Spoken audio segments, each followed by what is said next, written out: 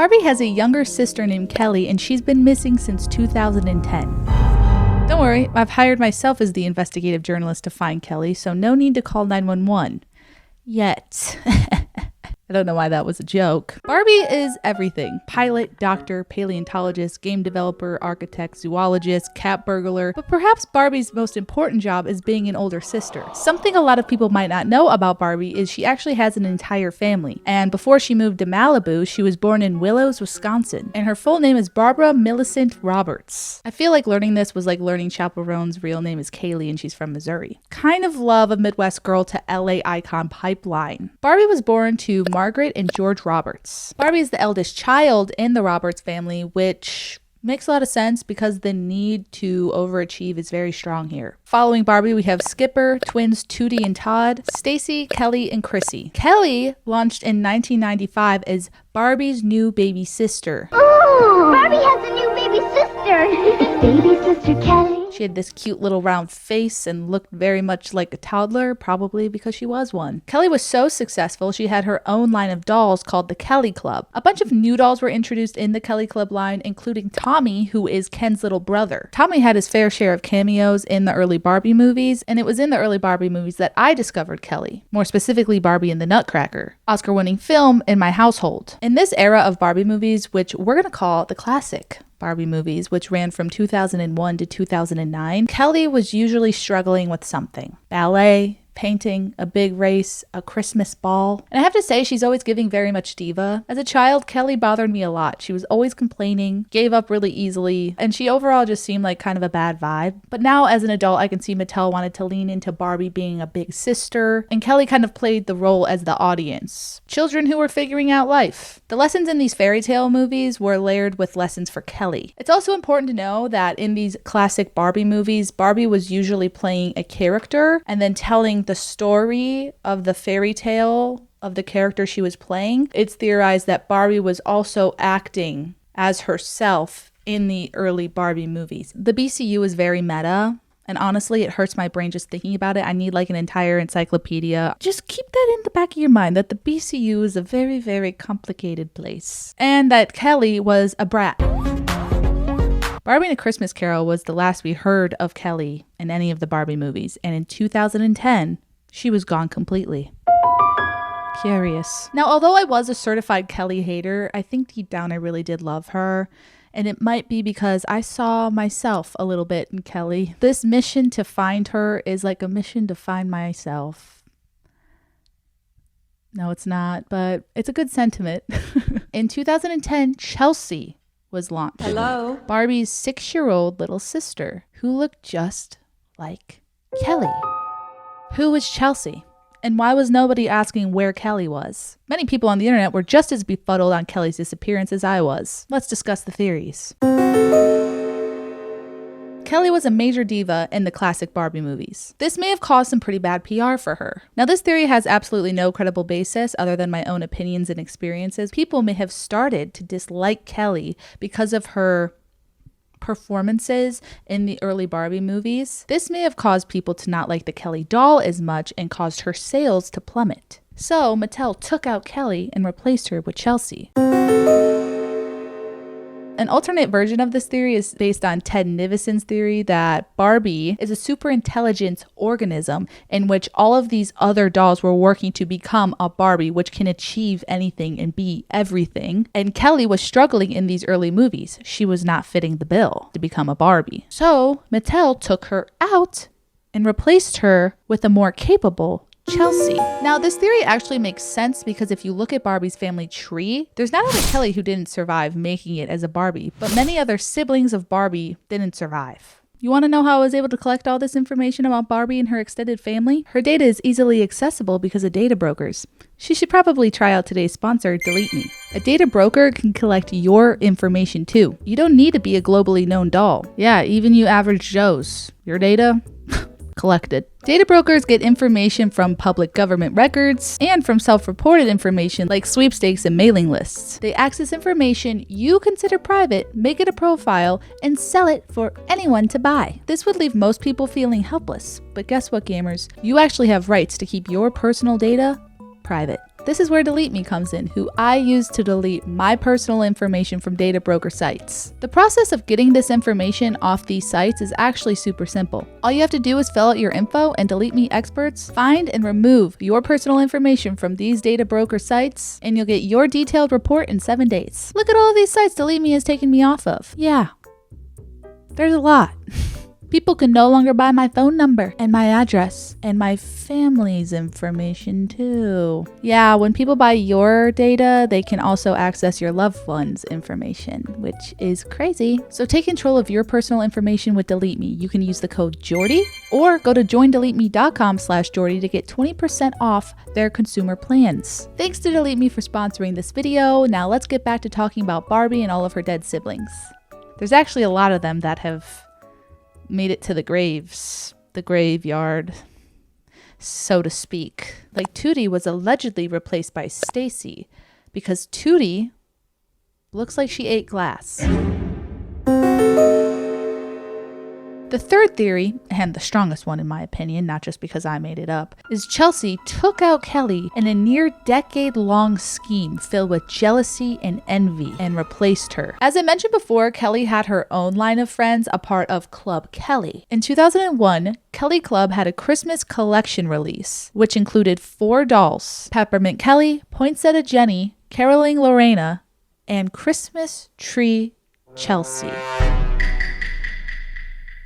As you can see, the name is spelled differently. So to avoid being caught in her scheme, she changed the spelling of her name, still going by the name Chelsea. But when people Google Chelsea Barbie, her early work won't come up.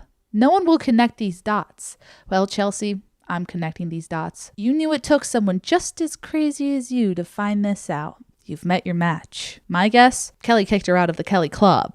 Chelsea was mad and decided she's going to take revenge. She dyed her hair blonde, she covered up her freckles, and she waited just enough time for people to forget about Christmas Tree Chelsea before she made her strategic move in 2010. She took out Kelly, stepped in as Chelsea, told Mattel, I want to be called Chelsea now. Chelsea's the name the world will know. And no one blinked an eye except me.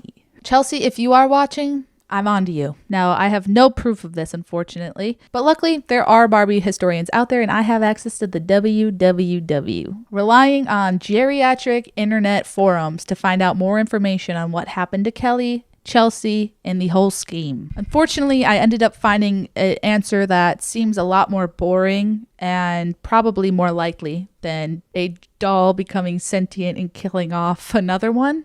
Thanks to another investigation led by a fellow Kelly truther, Kelly Conaboy, who wrote an article called What Happened to Kelly, Kelly, the journalist, not the doll, reached out to Mattel to ask about what happened to Kelly, the doll, and their PR team didn't really have an answer, and neither did customer service. Customer service actually denied the whole thing and said Kelly's still available. She's not discontinued. Curious. Because she is discontinued, customer service. Journalist Kelly also went to the Barbie forums and found some very interesting answers. Kelly was known as Kelly in the United States, but she was known as Shelley in the UK and Europe because apparently Mattel didn't have the rights to the name Kelly in that region. So she kind of had a little bit of a name split, Kelly and Shelley. Hi, welcome to the Shelley Club.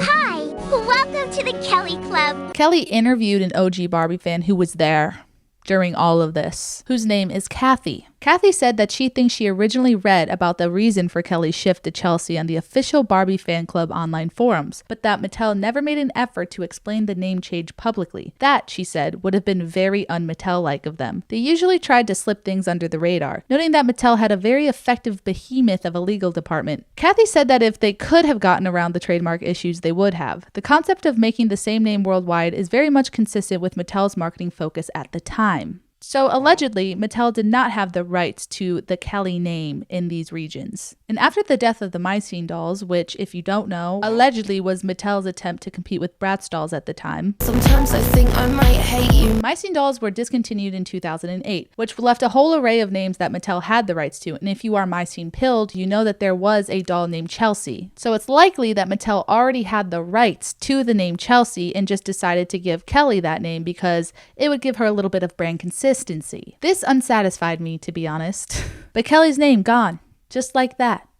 No explanation. I couldn't accept it, especially with Mattel not really saying anything about it. So I kept digging and I found a scan of Chelsea's launch, officially released by Mattel. Hi, it's me, Chelsea. I'm so happy that you love collecting dolls, especially me. As you may know, I'm now using the name that everyone around the world knows me as, Chelsea. I'll always love the name Kelly too, but now I'm so excited that everyone will know me everywhere. She wanted to go worldwide, and she needed consistency to go worldwide. A lot of Barbie stans have just accepted the fact that Chelsea is actually her first name, and she went by Kelly, her middle name, for a really long time. So her name would be Chelsea Kelly Roberts. Do I believe this? I don't know. Do I accept it? I have to. The larger theme for me here is how Barbie has evolved over time, kind of transforming from being able to do anything to being anything. I do love the amoeba era of Barbie because she can be anything, which means she can be inclusive to anybody. Maybe every version of Barbie is just an alternate version of her in a different timeline. It's showing all of the different timelines in this one timeline. So it's all condensed into one, which is why she's kind of become an amoeba, showing everyone the potential of their own selves. Anyway, I do think the lore of Barbie having a family did give her a bit of humanity. And not just Barbie. I found this website of someone who's very Ken-pilled and talks about the disappearance of Tommy. If you remember, this is Ken's little brother. He was launched with the Kelly Club, and because Kelly disappeared, so did Tommy. Because now with Chelsea, instead of having friends that are named, she kind of just has little boy one. Chelsea's the only one who's really named. I'm telling you all of this because the person explained why they love Tommy so much. And it's because that Tommy gave Ken a heart. Hey, that's the cutest thing I've ever heard in my entire life. Having family members and lore and history, I do think gave the Barbie cinematic universe a lot more heart. I know we're so far from the plot of Kelly right now. It's interesting to talk about. And one thing that's really helped me understand Barbie and what Barbie is actually The Sims. In The Sims 2, for example, it was very plot driven. There was families. We were given stories of these families. There was deep lore. There was mysteries to be solved. There was connections. And there was just so much story in The Sims 2. And that's what made The Sims 2 so fun to play. But you could also make your own sim, do whatever you want. And there was that flexibility there where you could just do whatever you want with the dolls, make them whoever you want, but there was also a story if you wanted to follow along with that. And now we have The Sims 4, which is very much like Barbie currently. There isn't much plot in The Sims 4. You kind of have to be creative in creating your own story if you want. And it's interesting to think about how The Sims is just digital doll playing. This whole time I've been like, yeah, I never really played with dolls growing up. Hey girl, yes you have. The Sims is literally dolls, playing with dolls, just on a computer. I'm having revelations over here. Kelly was a really good device for me to talk about the evolution of Barbie in a way that I found really interesting, and also I needed to know where that girl went. Apparently she's still kicking and thriving. She has very much like Instagram face right now, which I don't know how I feel. But Barbie actually texted me earlier. Yeah, we're in contact. She told me that if you subscribe, you'll become really rich, famous, happy, and successful. So she makes the rules. I don't. Thank you guys so much for watching. Love ya. Bye.